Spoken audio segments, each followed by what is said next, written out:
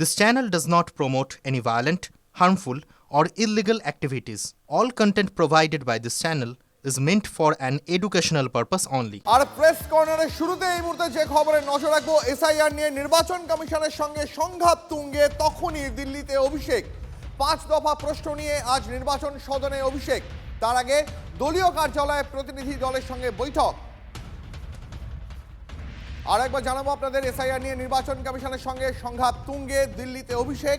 5 দফা প্রশ্ন নিয়ে আজ নির্বাচন সদনে অভিষেক। তার আগে দলীয় কার্যালয়ে প্রতিনিধি দলের সঙ্গে বৈঠক। অভিষেকের সঙ্গে ডেরেক ওব্রায়েন, কল্যাণ বন্দ্যোপাধ্যায়, চন্দ্রিমা ভট্টাচার্য, মমতা বালা ঠাকুর সহ তৃণমূল কংগ্রেসের 9 প্রতিনিধি। কোন যুক্তিতে 1,36,00,000 নাম নিয়ে প্রশ্ন তুলছে কমিশন? মুখ্য নির্বাচনী কমিশনারের কাছে আজ জানতে চাইবেন অভিষেক। জবাব না পেলে কমিশন ঘেরাওয়েরও হুঁশিয়ারি। একই সঙ্গে তৃণমূলের সর্বভারতীয় সাধারণ সম্পাদকের প্রশ্ন, বাদ যাওয়া 58 লক্ষের মধ্যে কতজন বাংলাদেশি ও রোহিঙ্গা? অবৈধ ভোটার চিহ্নিত করাই যদি লক্ষ্য হয়, তাহলে ত্রিপুরা, মেঘালয়, মিজোরামে কেন এসআইআর হলো না? সব থেকে কম নাম বাদ পড়লো কেন বাংলাকেই নোটিশ? যে রাজ্যে বেশি নাম বাদ, সেখানে কেন মাইক্রো অবজারভার নয়? 45% ম্যাপিং বলা হলেও পরে 89.65% কিভাবে পাওয়া গেল? তার জন্য কি কমিশন ক্ষমা চাইবে?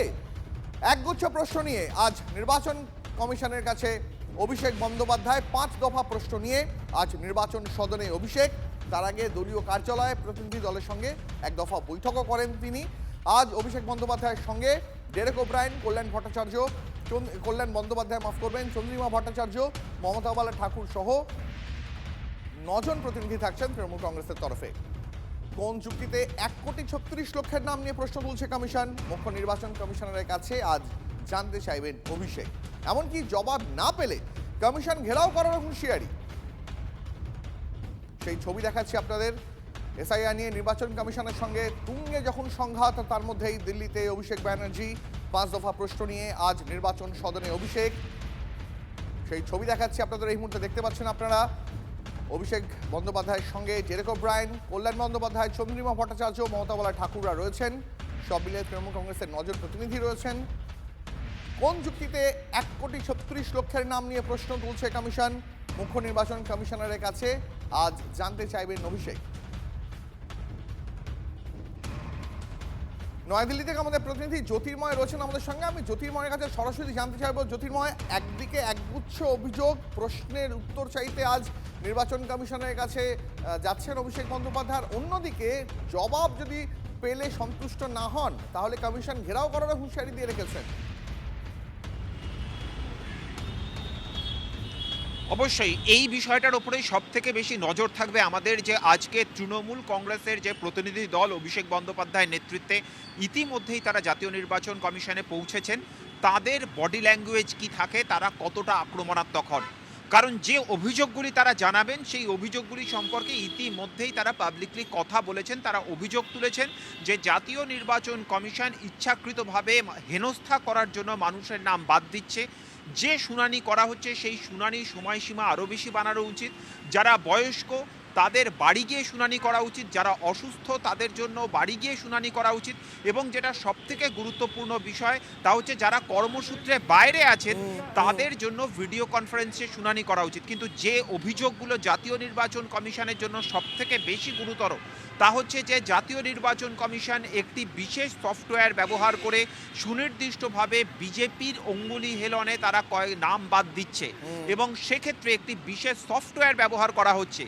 কি সেই সফটওয়্যার, সে বিষয়ে জানতে চাওয়া হবে, এবং সরাসরিভাবে অভিযোগের আঙুল জাতীয় নির্বাচন কমিশনের আইটি ডিপার্টমেন্টের ডিজি সীমা খান্নার বিরুদ্ধে। স্বাভাবিকভাবেই তার বিরুদ্ধে ব্যবস্থা নেওয়ার দাবি জানানো হবে, তার ভূমিকা নিয়ে প্রশ্ন তোলা হবে, এবং এই ধরনের কোনো দাবি কমিশন যে মানবে না তা কিন্তু বৈঠকের আগেই আমরা আগাম বলতে পারি।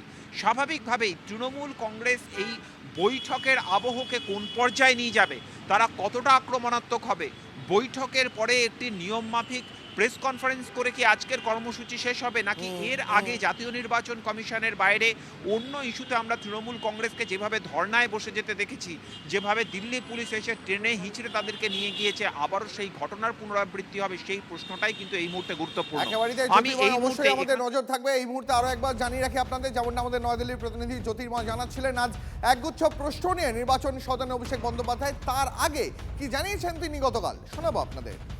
যদি জাদুকাঠি থাকে যে আপনি 7 কোটি ডেটা 1 ঘন্টার মধ্যে দেখে আপনি রিলিজ করে দিচ্ছেন যে লজিক্যাল ডিসক্রিপেন্সি রয়েছে, কি জাদুকাঠি রয়েছে আপনার কাছে? আমরা তো জানতে চাই কিসের বেসিসে। আর এই লিস্ট যদি রিলিজ না করা হয়, আমরা একটা সময়সীমা আগামী 31 তারিখ বেঁধে দিয়ে আসবো। 31 তারিখ আমাদের সময় দিয়েছে। আমরা দিল্লিতে ইলেকশন কমিশনের অফিসে যাব, নির্বাচন সদনে গিয়ে আমাদের যা বলার বলবো। আর যদি এই লিস্ট না রিলিজ করা হয়, ইলেকশন কমিশনের অফিস ঘেরাও হবে। আপনার দায়বদ্ধতা মানুষের প্রতি, বিজেপির প্রতি নয়। I repeat, Gyanesh Kumar is the Election Commissioner of India, not Government of India. অভিযোগ কেন হচ্ছে অভিষেক ব্যানার্জি? ভুয়ো নামগুলো কাটা হয়েছে বলে অভিযোগ? মৃত ব্যক্তি, ডুপ্লিকেট, শিফটেড, রোহিঙ্গা অনুপ্রবেশকারীর নামগুলো কাটা হয়েছে বলে অসুবিধা হচ্ছে? আপনি যেতেই পারেন, কিন্তু ইলেকশন কমিশন তো বলেছেন যে কোনো কমপ্লেন থাকলে ইলেকশন কমিশনকে জানাতে। কোনো জীবন্ত ভোটার যে বেঁচে আছেন তার নামটা কাটা হয়েছে, আপনি ইলেকশন কমিশনকে কমপ্লেন করুন। আপনি আদালতে যেতে পারেন।